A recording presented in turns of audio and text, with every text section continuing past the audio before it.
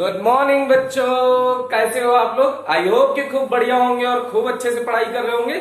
ऐसा लग रहा है मुझे कि आप पढ़ाई अच्छे से कर रहे होंगे, लेकिन जैसे कि वीडियो का रिस्पांस होता है उससे पता चलता है कि आप लोग बहुत तगड़ी वाली लापरवाही कर रहे हो।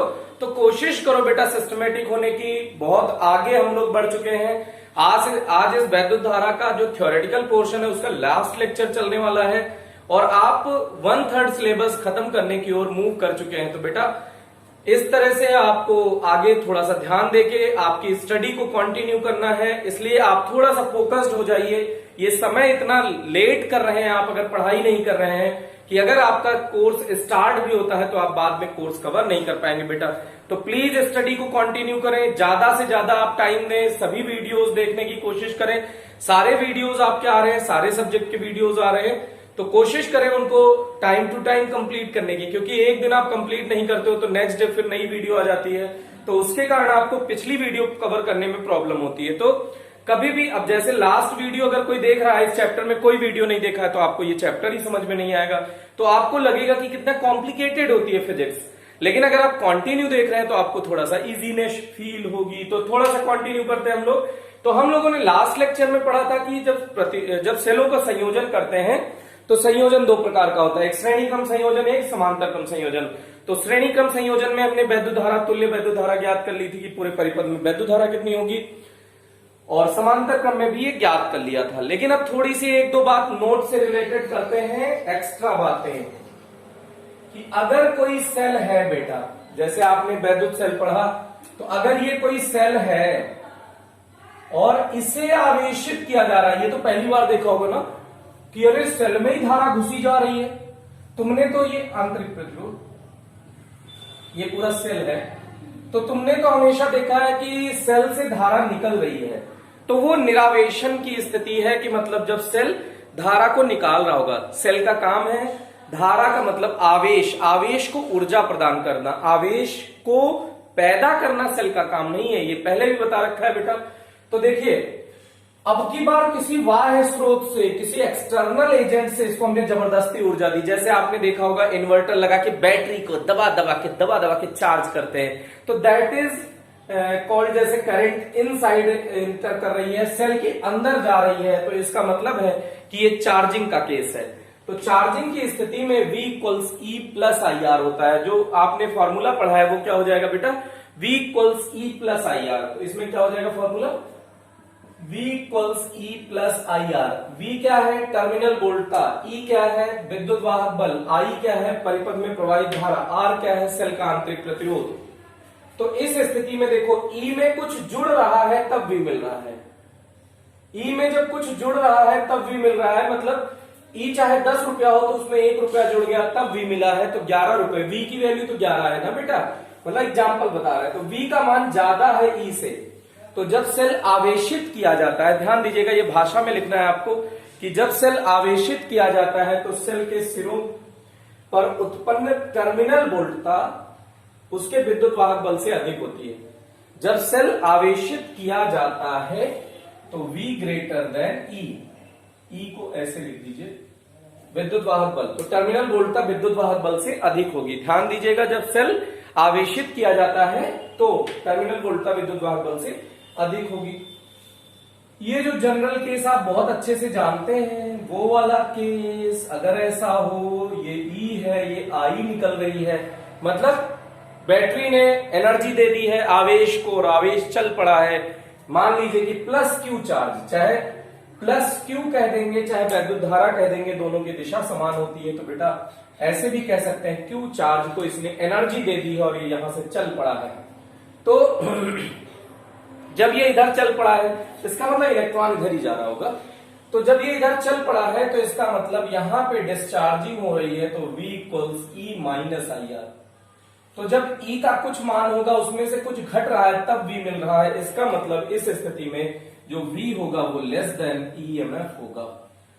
जब सेल निरावेशित होता है, जब सेल निरावेशित होता है तो सेल के सिरों पर उत्पन्न टर्मिनल वोल्टता विद्युत वाहक बल से कम होती है, या फिर कह लें विद्युत वाहक बल अधिक होता है, टर्मिनल वोल्टता कम होती है। यही बात आपको भाषा में ध्यान रखनी है, लिख लेनी है, नोट है। ये 1 नंबर में बोर्ड एग्जाम में पूछा जा सकता है, कॉम्पिटिशन में भी पूछा जा सकता है कि कौन सा ग्रेटर या लेसर होगा, तो इसलिए छोटी छोटी बातें ध्यान रखिए। इसका थर्ड केस लीजिएगा, ये फर्स्ट केस था बेटा, ये सेकंड केस था, ये थर्ड केस है। तो V equals E minus I R में अगर परिपथ में प्रवाहित होने वाली वैद्युत धारा शून्य है तो तुम कहोगे टर्मिनल वोल्टा और विद्युत वाहक बल कैसे होगा। अभी आगे हम एक टॉपिक बताएंगे बेटा, विभव मापी, ये नेक्स्ट चैप्टर में हम लोग डिस्कस करेंगे विभव मापी। तो विभव मापी में जब वो संतुलन की स्थिति आती है तो प्रवाहित होने वाली धारा शून्य हो जाती है। तो अगर प्रवाहित होने वाली धारा शून्य है तो V इक्वल्स ई, कब? जब I 0। और अगर V इक्वल्स ई तब भी होगा जब R 0 हो बेटा, जब सेल का आंतरिक प्रतिरोध शून्य हो। मतलब ये क्या है? आदर्श स्थिति। सेल का आंतरिक प्रतिरोध शून्य होना कौन सी स्थिति है बेटा? आदर्श स्थिति है। ये सेल है, इसमें चलना आसान है, मतलब आंतरिक प्रतिरोध ही नहीं है, तो ये कौन सी स्थिति है? आदर्श स्थिति। तो आदर्श स्थिति में आंतरिक प्रतिरोध शून्य होगा, तो शून्य इंटू समथिंग भी शून्य होगा, तो V इक्वल्स ई उस समय भी होगा। तो चाहे आंतरिक प्रतिरोध शून्य हो, चाहे परिपथ में प्रवाहित धारा शून्य हो, जो सेल के सिरों पर उत्पन्न विभवांतर है वो टर्मिनल वोल्टा के बराबर होगा। तो ये छोटी छोटी तीन बातें हमने डिस्कस करी हैं। अब हम लोग इसी टॉपिक को आगे फर्दर प्रोसीड करने वाले हैं और अब हम लोग पढ़ने वाले हैं वैद्युत ऊर्जा। क्या पढ़ने वाले हैं बेटा? वैद्युत ऊर्जा।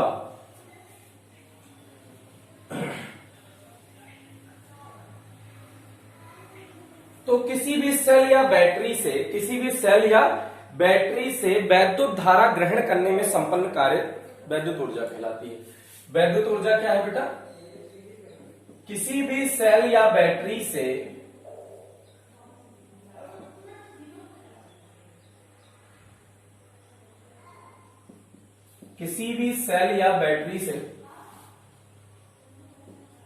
वैद्युत धारा ग्रहण करने में संपन्न कार्य, किसी भी सेल या बैटरी से वैद्युत धारा ग्रहण करने में संपन्न कार्य,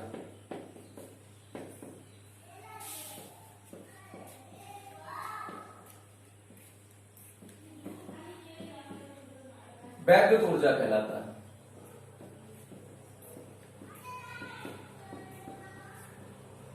कुल मिलाकर किसी बैटरी या सेल से आपको वैद्युत धारा ग्रहण करनी है, या मतलब आवेश। कुल मिलाकर होता क्या? देखो बेटा, ये सर्किट है, ये ईएमएफ है, ये यहां से करंट आई। एक्चुअल में करंट, ये इसमें जो परिपथ में आवेश है इनके फ्लो करने के कारण आता है। यहां का विभवांतर कुछ 0 मान लो, यहां का विभवांतर कुछ V मान लो, तो आवेश जब चलेगा तो उच्च विभव से निम्न विभव की ओर कौन चलता है? जो धारा बहती है वो उच्च विभव से निम्न विभव की ओर बहती है, या आप जानते हैं। लेकिन आप देख रहे होंगे कि इधर से हम दिखा रहे हैं, तो ये आगे जाइए देखिएगा, उच्च विभव से चला और निम्न विभव में प्रवेश करेगा। तो इसका मतलब है कि देखो, ये यहां कुछ ऐसे सर्किट होगा बेटा, ये प्रतिरोध लगा होगा, इस सर्किट में इस आवेश को चलना है, प्लस आवेश को कह लो या वैद्युत धारा को कह लो। तो देखो, ये आवेश, इसको हम I लिख रहे हैं या Q भी लिख रहे हैं, ध्यान दीजिएगा, एक ही बात है। तो ये जो प्लस Q आवेश है वो एक्चुअल में क्या होती है पूरी कहानी? ये आवेश Q है, यहां से गया, तो यहां जो प्रतिरोध है उसमें मारपीट हुई, कार्य किया इसने। तो जब ये कार्य किया तो कार्य करने के बाद, मतलब ये धनायनों कार्य करने के दौरान कार्य क्या हुआ है? टक्कर हुई है। तो टकराने में इसकी एनर्जी लॉस हो गई है। तो ये मरिल्ला सा आया, बैटरी ने कहा अरे कोई नहीं, ले, फिर एनर्जी ले, फिर ये एनर्जी पाया, अरे वाह, फिर ये गया, प्रतिरोध मिला, उसमें कार्य किया, फिर खत्म हो गई एनर्जी, फिर बैटरी ने एनर्जी दी, ले एनर्जी बेटा, चल, फिर ये गया, फिर एनर्जी लॉस। मतलब ऐसे सोचो कि बैटरी बड़ा आदमी है और ये आवेश भिखारी है, अल्लाह के नाम पे दे दे, ताकत दे दे बाबा, तो ये ताकत दे देता है, इधर भागने लगता है इलेक्ट्रॉन। तो आवेश मतलब प्लस Q की बात कर रहे हैं, इलेक्ट्रॉन उसके विपरीत भागेगा, उसमें कोई आपको स्ट्रेस लेने की जरूरत नहीं है। तो कुल मिला के समझो, जैसे आप घर पे मम्मी पापा से क्या करते हो, मम्मी पापा बैटरी है समझो, तो आप मम्मी पापा से क्या कहते हो? पापा 50 रुपया दे दो, बहुत जरूरी है। 50 रुपया पापा ने दे दिया किसी जुगाड़ से, तुमने कॉपी बताई, किताब बताई, कुछ जुगाड़ से 50 रुपया ले लिया। अब तुम मार्केट पहुंचे, दोस्तों करे ओए आओ ये खिलाता हूं वो खिलाता हूं। अब तुमने क्या किया? ऊर्जा खर्च कर दी, 50 रुपया खर्च कर दिया। फिर घूमते घूमते आए, पापा 50 रुपया दे दे अल्लाह के नाम पे। फिर पापा ने दिया, ले। फिर तुम गए दोस्तों को खिलाए पिलाए, मतलब ऊर्जा तुमने खर्च कर दी। क्या तुम मर रहे हो? दूसरे हो क्या? तुम वही हो ना बेटा। तुम फिर से आ रहे हो, पापा अल्लाह के नाम पे दे दे ऊर्जा, दे दे पापा। पापा ने ऊर्जा दिया, फिर तुम इधर गए, फिर ऐसे। तो कुल मिला के बैटरी का काम क्या है? ऊर्जा प्रदान करना। तो जब ये उसे ऊर्जा प्रदान करता है तो यहां से यह काम करके आ जाता है। काम करने का मतलब, ये प्रतिरोध का मतलब ये बल्ब हो सकता है बेटा। प्रतिरोध का मतलब यहाँ पे बल्ब लगा हो सकता है, यहाँ पे कोई मोटर लगी हो सकती है, मोटर को ये घुर्र घुमा देगा। यहाँ पे एसी लगी हो सकती है, एसी को ये चला देगा। प्रतिरोध का मतलब यही होता है। तो ये आवेश एनर्जी लेके जाएगा, काम करेगा, एनर्जी खर्च करेगा, बैटरी फिर उसे एनर्जी प्रदान कर देगा। कुछ लोग कह रहे हैं सर एसी कैसे चलाएंगे बैटरी से? अरे सब चलता है बेटा, क्या नहीं चला सकते? दुनिया में ऐसा क्या चीज है जो बैटरी नहीं कर सकता? अमाउंट बढ़ा दीजिए, सब होगा। समझे कि नहीं? आजकल आप देख रहे हैं बड़े बड़े सोलर पैनल से पूरे एरिया में लाइट की सप्लाई कर रहे हैं। जो प्राइवेट कंपनी के बड़े बड़े ऑनर हैं, जैसे टाटा हुए और ये अडानी हुए, ये लोग लाइट का वो कंजम्पशन किस फॉर्म में कर रहे हैं? अब वो पावर प्लांट से लाइट नहीं देंगे, वो अपना सोलर प्लांट लगा रहे हैं। सोलर प्लांट का मतलब सूर्य से एनर्जी ली, बैटरी में स्टोर करी। अभी आपने जो आवेशित वाला देखा था, बैटरी को जबरदस्ती आवेश दिया, चार्ज हो गई बैटरी। अब उस बैटरी से ही एनर्जी उसको फिर से 220 वोल्ट में कन्वर्ट कर दिया, एसी में कन्वर्ट कर दिया, और एसी में कन्वर्ट करके हमारे तरफ भेज दिया जाता है। तो इतने ज्यादा घरों में भी लाइट भेजी जा सकती है। तो उस घर में एसी भी चल सकता है बेटा, उस घर में मोटर भी चल सकता है, उस घर में कूलर भी चल सकता है। तो ये बिल्कुल स्ट्रेस ना लीजिएगा कि अरे सर वहां तो सर आपने कहा एसी चल जाएगी, तो सर बैटरी से एसी हम नहीं चला पाए हैं। हमारे यहाँ तो 2 बल्ब जल जाता है तो टू बैटरी करने लगती है ना बेटा। तो ऐसा नहीं है, पावर बढ़ाते जाइए, ताकतवर आदमी होगा। जैसे किसी घर वाले 50 रुपया देने में ही दिक्कत हो जाती है, और किसी घर वाले अकाउंट में डाल देते हैं, ले बेटा 10 लाख रुपया। अब 10 लाख रुपया वो खर्च करेगा ना, तो डिपेंड करता है, उसके पास एनर्जी ज्यादा है उस बैटरी के पास ना, तो वो ज्यादा अमाउंट दे देगा। समझ रहे हैं ना? तो कुल मिला के आवेश को ग्रहण करने में, ये देखिए वैद्युत धारा ग्रहण करने में, कह लीजिए आवेश को ग्रहण करने में जो कार्य होता है वही ऊर्जा के रूप में संचित हो जाता है। वही किस रूप में? ऊर्जा के रूप में कह लो संचित हो जाता है, या ऊर्जा के रूप में निर्मुक्त हो जाता है, उष्मीय ऊर्जा के रूप में। जैसे बल्ब जलेगा तो ऊष्मा निकल जाएगी, तो उष्मीय ऊर्जा के रूप में निर्मुक्त हो जाता है। तो आप सोचो, यहाँ का विभव V है, यहाँ का विभव 0 है। तो आपने बचपन में पढ़ा है V-0, उच्च विभव माइनस निम्न विभव, कार्य बटे आवेश। ये कार्य कौन सा था? बाह्य कार्य। वही आजकल बैटरी सेल कर रहा है बेटा, तो W ये सेल हो जाएगा ना। कार्य कौन कर रहा है? यही कर रहा है ना। तो किया गया कार्य, अब यहाँ पे हम लोग इसको छुपा लेते हैं, इसको नहीं बताया है तुमको, नोट्स में देखेंगे तो नोट्स में इसको देखिएगा, टेंशन ना लीजिएगा। हमने यही लिखा है, कार्य बराबर विभव गुणा आवेश। तो ये कहां से आया? देखो, कार्य बराबर विभव गुणा आवेश। तो ये लिख दिया V into Q equals W। तो W equals Q into V। एक फॉर्मूला आपको मिल गया कार्य का।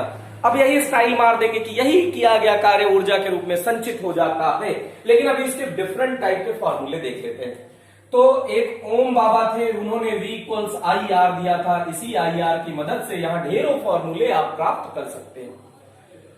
तो देखो बेटा, एक तो Q इक्वल्स IT भी जानते हो, तो Q के प्लेस पे IT रखो, तो V इंटू IT। तो एक फॉर्मूला आ गया W इक्वल्स VIT। एक फॉर्मूला और मिल गया, क्या? VIT। ये VIT कॉलेज नहीं है, VIT एक कॉलेज भी। यहां पे ये वोल्टेज है, ये करंट है, ये टाइम है। एक फॉर्मूला। अब इसमें छेड़छाड़ किए, तब इसमें कर लो। V के प्लेस पे क्या रख दो? IR रखो। तो W इक्वल्स क्या हो जाएगा? V के प्लेस पे, इसमें V के प्लेस पे IR रखो। हाँ, ये फॉर्मूला हो गया ना। V के प्लेस पे IR रखो, IR। ये V के प्लेस पे रखो, I तो पहले से है ना बेटा, I इंटू T। तो ये क्या हो जाएगा? I square RT। अरे वाह, एक फॉर्मूला तो और मिल गया सर। यस सर, अभी इसमें भी तो रख सकते हो, आई की जगह पे क्या रख सकते हो, यहां से देखो, आई की जगह पे V बटे आर रख सकते हो क्या? यस। तो इसी फॉर्मूले में फिर से देखो, W इक्वल्स V तो है ही है, आई के प्लेस पे क्या रख दो, V by R into T, तो ये क्या हो गया, V square by R into T. तो यहां से कुछ धुआंधार फॉर्मूले मिल चुके हैं। कितने फॉर्मूले मिल चुके हैं? यही किया गया कार्य ऊर्जा के रूप में संचित हो जाता है, तो इसी को हम E लिख सकते हैं। कह लो W चाहे E, एक कई बात है, दो बात नहीं है बेटा। तो पहला फॉर्मूला सुंदर सा टाइम के रूप में VIT, एक फॉर्मूला मिला I स्क्वायर RT, एक और फॉर्मूला मिला V स्क्वायर बटे R into T, V square बटे R इंटू टी। तो ये ऊर्जा के तीन सुंदर सुंदर से फॉर्मूले हमको प्राप्त हो चुके हैं। ओके, फिर से देखिएगा,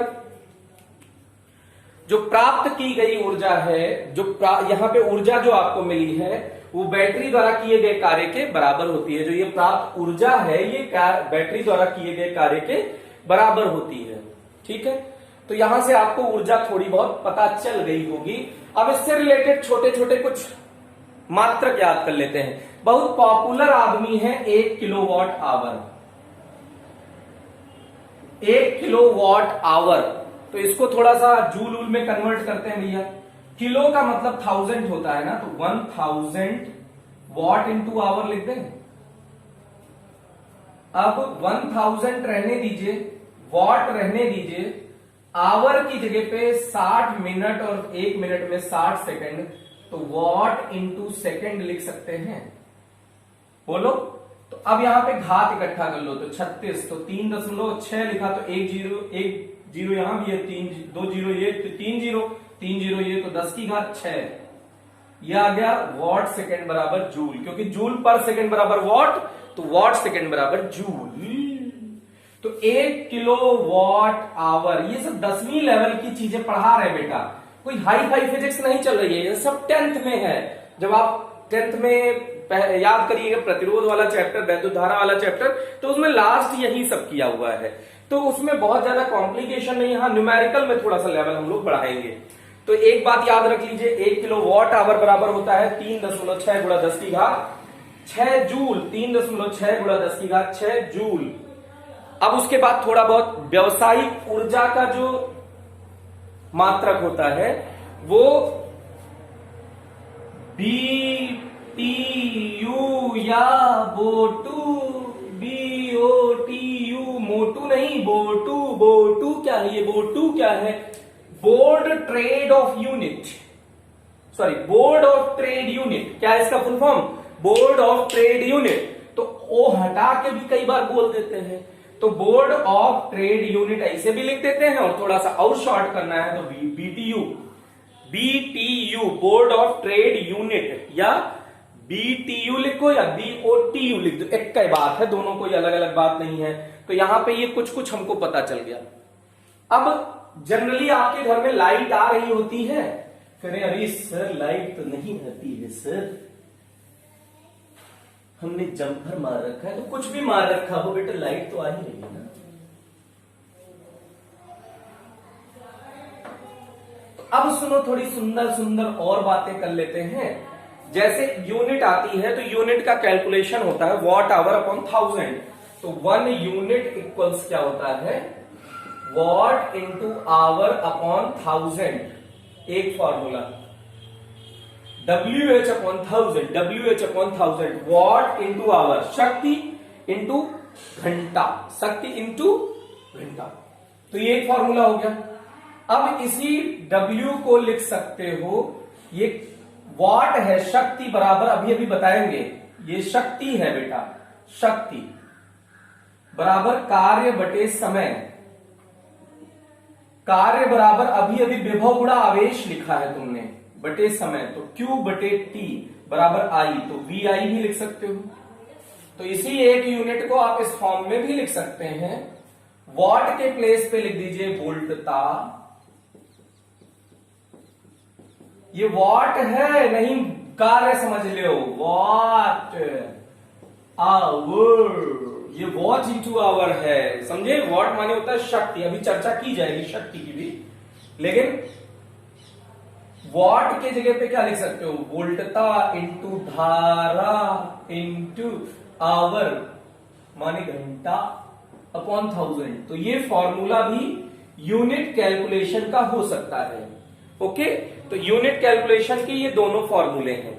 अब आप एक फॉर्मूला व्यय ऊर्जा का भी ज्ञात कर सकते हैं। कौन सा ऊर्जा, जो आपने व्यय ऊर्जा, जो आपके घरों में लाइट आ रही है उसमें कितनी ऊर्जा आपने व्यय की, खर्च की, अगर वो निकाल लेंगे तो आपको यूनिट निकालने में बहुत मदद मिलेगी। तो ये बहुत अच्छा फॉर्मूला है, व्यय ऊर्जा। कुछ लोग कह रहे हैं सर इस पे पीएचडी करा रहे हो क्या? अरे बेटा पीएचडी नहीं करा रहे हैं, इसका फॉर्मूला ही होता है पीएचडी अपॉन 1000।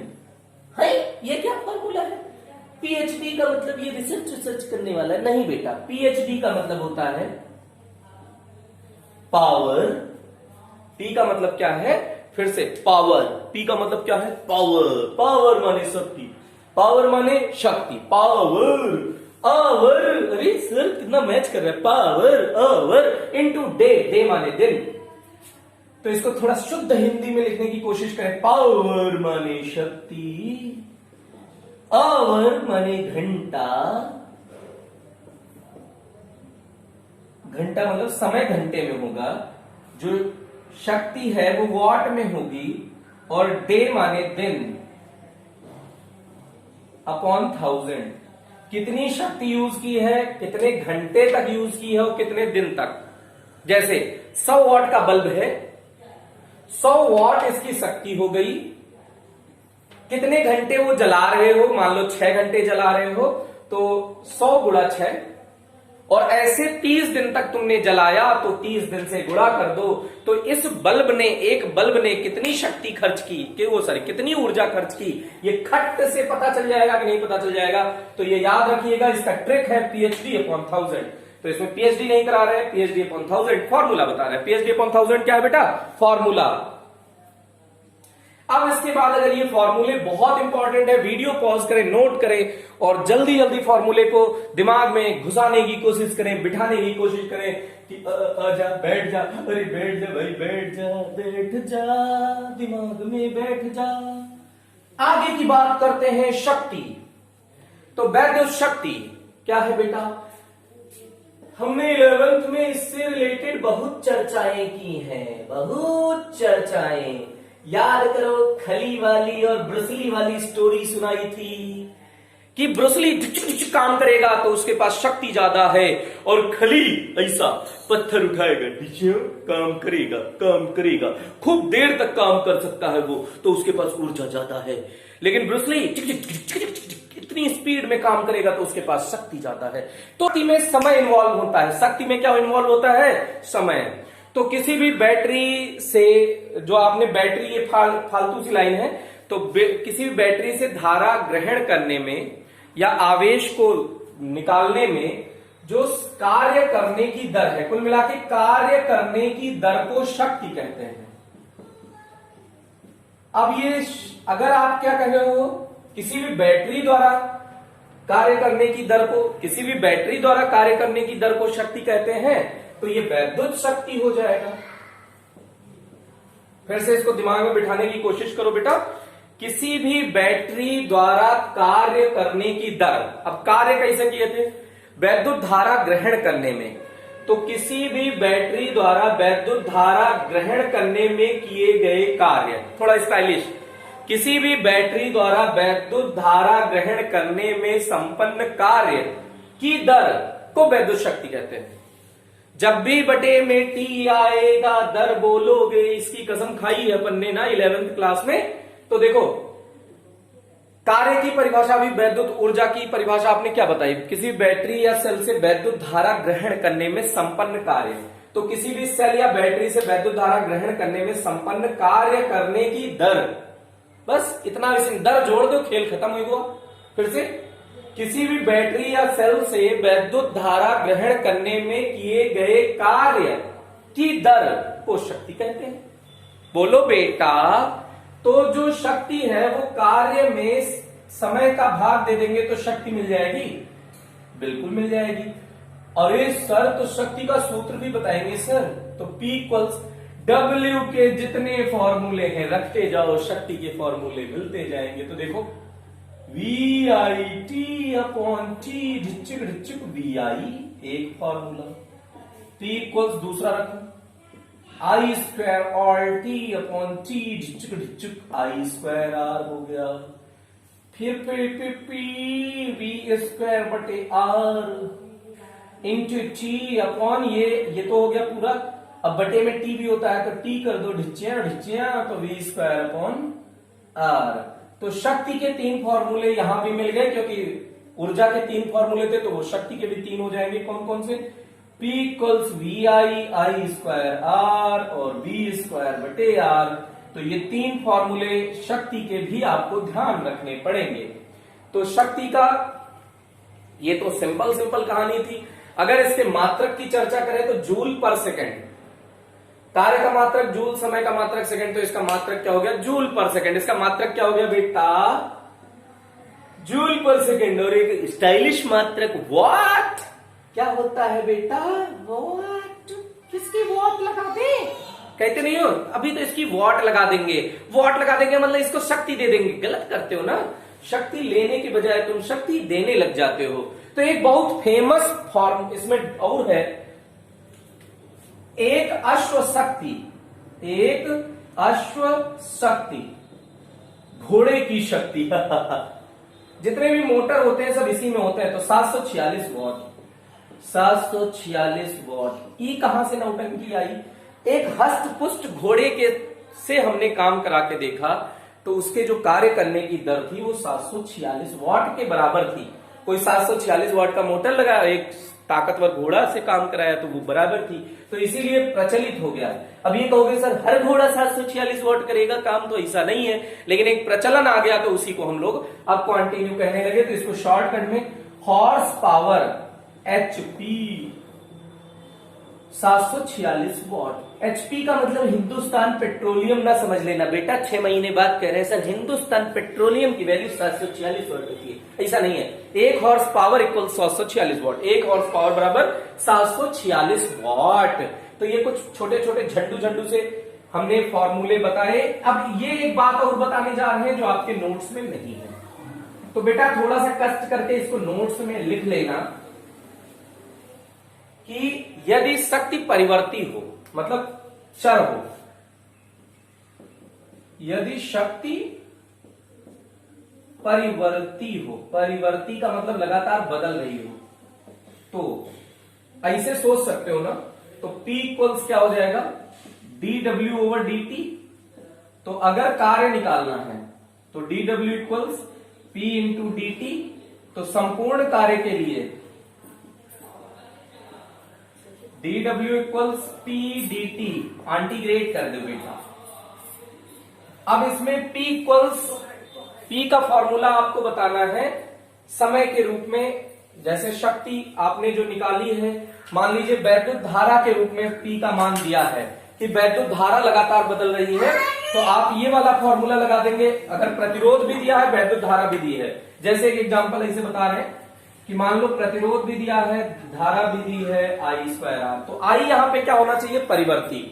तो dW का समाकलन W होगा वही ऊर्जा। तो ऊर्जा निकालने का ये भी तरीका, एक फॉर्मूला होता है इंटीग्रेट करके। तो इसको नोट्स में लिख दीजिएगा आप जरूर। PDF से अगर आप नोट्स बना रहे हैं तो इसमें आप इसको इंट्रोड्यूस जरूर कर देना। ये बहुत इंपॉर्टेंट बात हमने की आपसे। अब इसके बाद हम लोग, अगर ये बात आपने नोट कर ली है तो अभी इससे रिलेटेड एक न्यूमेरिकल कराऊंगा, आपको मजा आ जाएगा। अगर ये फॉर्मूला आपको नहीं पता होता तो आपकी जानते ही हो क्या हो जाता। तो इसके लिए हम लोग आगे की बात कर रहे हैं, जूल तापन का नियम। इस चैप्टर के एकदम अंतिम पोर्शन में एंट्री हो चुकी है। जूल का नियम या जूल तापन का नियम, जूल का नियम या जूल तापन का नियम। तो किसी भी पदार्थ में उत्पन्न ऊष्मा किए गए कार्य के समानुपाती होती है। किसी भी पदार्थ में उत्पन्न ऊष्मा किए गए कार्य के समानुपाती होती है। किया गया कार्य ऊष्मा के समानुपाती होता है, या किया गया कार्य ऊष्मा के समानुपाती होता है, ऐसे भी बोल सकते हैं। तो जूल का नियम या जूल तापन। पापन नहीं बेटा, ये पापी नहीं है, ये क्या है, तापन है। तो जूल तापन का नियम, फिर से सुन लीजिएगा, जूल का नियम या जूल तापन का नियम, जूल का नियम या जूल तापन का नियम। अब समानुपाती हटाओ, नियतांक आएगा जे एच, जहां जे क्या है, ऊष्मा का यांत्रिक तुल्यांक है, जहां जे क्या है, जहां जे ऊष्मा का यांत्रिक तुल्यांक है, ऊष्मा का यांत्रिक तुल्यांक है। तो अगर H बराबर निकालना हो, कभी हीट एनर्जी निकालनी हो, तो W/J कर दो भैया। तो J से भाग दे दो, तो W 3 फॉर्मूले हैं। W का मतलब ऊर्जा, ऊर्जा का मतलब एक तो VIT था, एक तो I²RT था, एक तो V²/R/T था। ये तो कार्य के 3 फॉर्मूले थे। अब सब में अगर जूल से भाग दे दो, ढिच्याओ और ढिच्याओ। आरजे का मतलब रेडियो जॉकी नहीं है बेटा, ये आर रेजिस्टेंस है, जे। अब ये पूरा मान अगर जूल से भाग दे दिए तो ये किस में आ जाएगा, कैलोरी में। किस में आ जाएगा, कैलोरी में। किस में आ जाएगा बेटा, कैलोरी में। तो ये बहुत इंपॉर्टेंट फॉर्मूला था, इसको हमने डिस्कस किया। एक बार आप ध्यान से देख लीजिएगा इस फॉर्मूले को, वीडियो पॉज कर लीजिएगा और आगे की बात हम लोग करने जा रहे हैं। तो अगर ये बात आपने नोट कर ली हो, ये बात दिमाग में बिठा ली हो, ये फॉर्मूले हैं कुछ इंपॉर्टेंट से, इसको ध्यान रख लीजिए कि जैसे अगर भाग दे देंगे तो आपको क्या मिल जाएगी, कैलोरी में मान मिल जाएगा। अगर आपने भाग नहीं दिया है तो सारा मान किसमें था, जूल में। तो अब एक सुंदर सी बात आपको बताने जा रहे हैं, आपके दैनिक जीवन से संबंधित बात है, बहुत इंपॉर्टेंट बात है कि जो वैद्युत धारा को जब एक स्थान से दूसरे स्थान तक ले जाते हैं तो उच्च वोल्टता का क्यों प्रयोग करते हैं, जबकि घर में तो 220 वोल्ट चाहिए ना बेटा। लेकिन कोटा से मान लो तुम्हारे शहर में लाइट आ रही है, तो वो तो आ रही है 1,10,000 वोल्ट। इतनी तगड़ी वोल्टेज क्यों आ रही है भाई, उसको भी तो 220 लाते, 220 यूज करते, खर्चा बच जाता।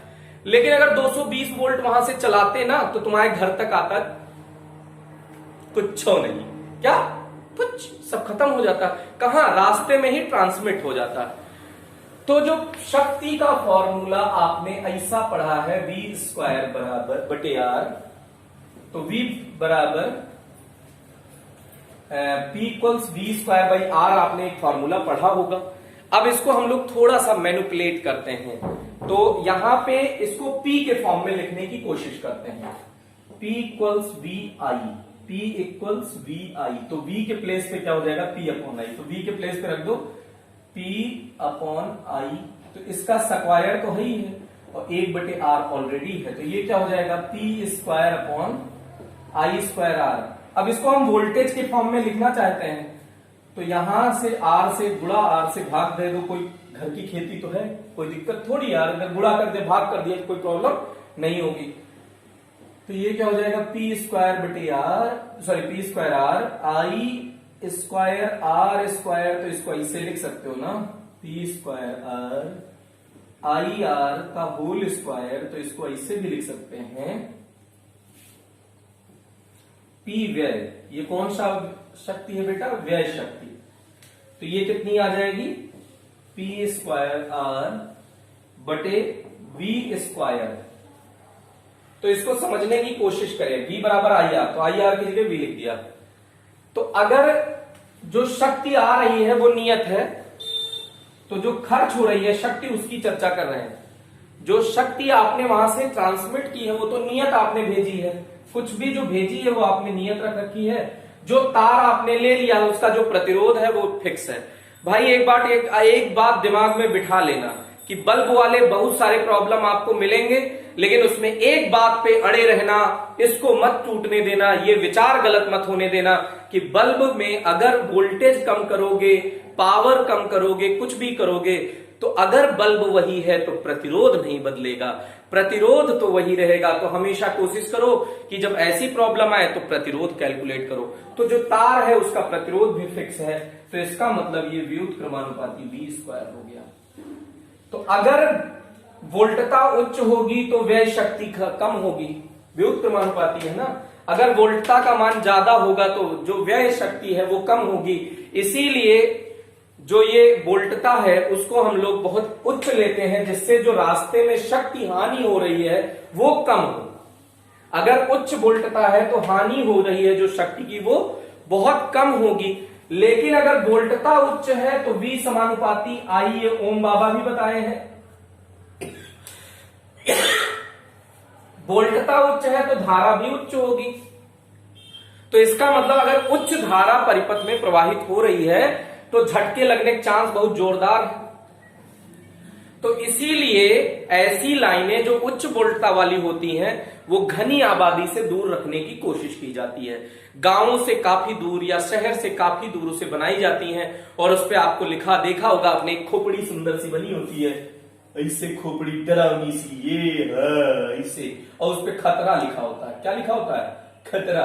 कुछ लोग इसमें इतने काबिल हैं जो कहते हैं हम इसको छू के देखेंगे सर खतरा कैसे। इसमें हड्डी वड्डी बनी होती है बेटा, बड़ा खतरनाक खूंखार सा ये फोटो होता है, आप कभी देखना, ऐसे हड्डी बनी होती है कि जैसे मतलब छुए तो हड्डी हो जाओगे बेटा, समझे कि नहीं।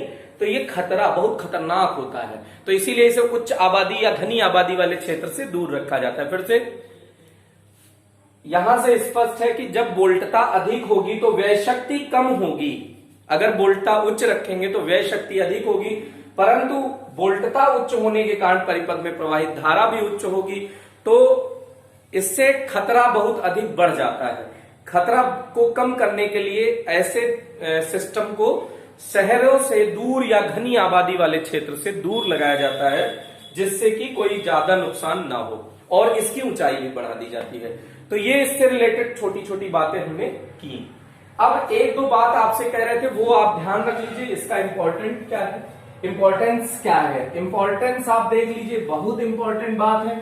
अगर ये आपने नोट कर लिया हो तो, नहीं किया होगा वीडियो को थोड़ा पीछे खिसकाना और नोट कर लेना, इसमें क्या गणित है। तो एक दो झंडू सा क्वेश्चन आपको कराते हैं। अच्छा, इसको ऐसे देखो, प्रतिरोध बेचारा पूरे चैप्टर में ऐसे ढिच्चिक ढिच्चिक किए और कांटे लगा दिए, प्रतिरोध दुखी हो गया होगा ना कि सर हमने हमारे अंदर इतने कांटे तो नहीं।